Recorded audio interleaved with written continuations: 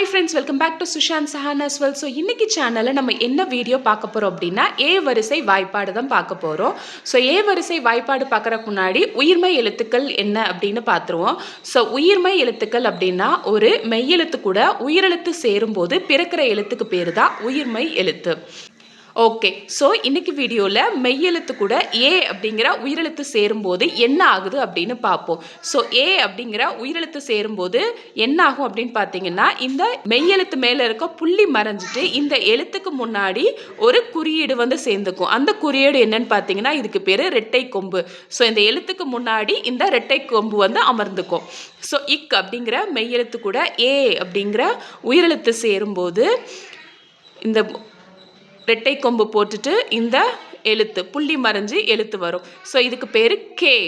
Next இங்கு கூட ஏ சேரும்போது கே, இச்சு கூட ஏ சேரும்போது சே, இஞ்சு கூட ஏ சேரும்போது நே, இட்டு கூட ஏ சேரும்போது டே, இன் கூட்டல் ஏ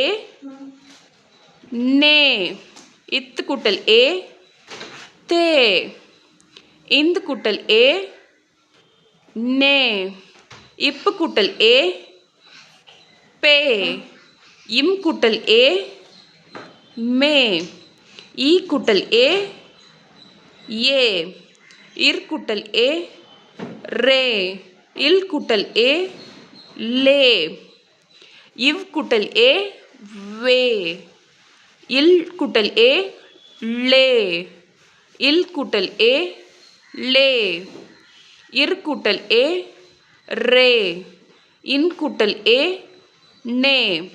ஸோ இந்த மாதிரி ஒரு மெய்யெழுத்து கூட ஏங்கிற உயிரெழுத்து வந்து சேரும்போது இந்த புள்ளி மறைஞ்சிட்டு ரெட்டை கொம்பு அந்த எழுத்துக்கு முன்னாடி வந்து சேர்ந்துக்கும்.